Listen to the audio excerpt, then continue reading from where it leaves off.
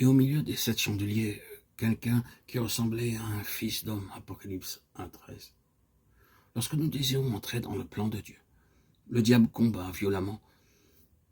Tant que Dieu faisait des miracles, le diable restait tranquille. Mais lorsque Dieu montrait son modèle céleste, le diable était furieux. Le diable cherche à nous dévoyer, à nous attaquer lorsque nous entrons dans le plan céleste. Il ne s'inquiétera pas tant que nous faisons ce qui semble être le meilleur. Ce n'est que lorsque nous travaillons selon l'ordre parfait de Dieu que le diable suscite des difficultés dures à surmonter. Dieu a confié ce fardeau à l'Église. L'apôtre Jean était abattu à la vue du peuple de Dieu, persécuté et dispersé, et il se souvenait de tous ceux qui avaient été tués. Puis le jour du Seigneur, alors que Jean priait dans l'esprit, il entendit une voix derrière lui. Il se retourna pour voir qui parlait. Jean regardait dans la mauvaise direction. Son découragement n'était pas étonnant. Le Seigneur Jésus disait à Jean, « Jean, tu regardes dans la mauvaise direction, retourne-toi et obtiens une nouvelle perspective. » La première chose que Jean vit furent les 7 chandeliers d'or. Vous pensiez qu'il aurait vu le Seigneur Jésus-Christ tout d'abord, mais non.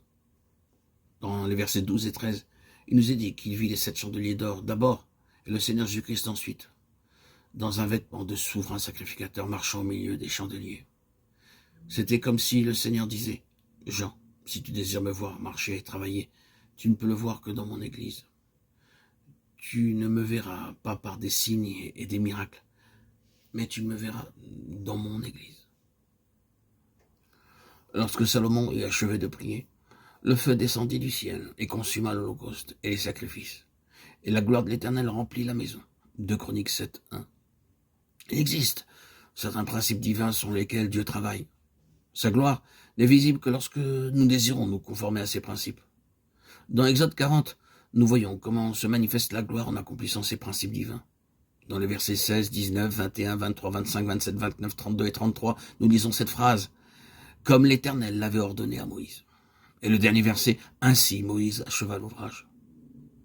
Puis, dans Exode 40, 34, « Et la gloire de l'Éternel remplit le tabernacle ». Cette portion de phrase, comme l'Éternel l'avait ordonné à Moïse, est répétée comme si le Seigneur lui-même examinait entièrement l'œuvre accomplie. Il fut satisfait dans le moindre détail. Ce n'est que lorsque l'œuvre est accomplie, selon la norme de Dieu, que la gloire descend. C'est ainsi que la Bible définit la venue de la gloire de Dieu. Voyez ce que notre Seigneur déclare lui-même dans Jean 4, 34. « Ma nourriture est de faire la volonté de celui qui m'a envoyé d'accomplir son œuvre. » Ce n'est que lorsqu'une œuvre est accomplie selon la parfaite volonté de Dieu révélée et selon son plan céleste qu'à son commandement la gloire descend. La simple manifestation de quelque puissance, miracle ou signe n'est pas la gloire de Dieu. Seule l'œuvre accomplie complètement selon son commandement et son ordre peut faire descendre la pleine gloire de Dieu.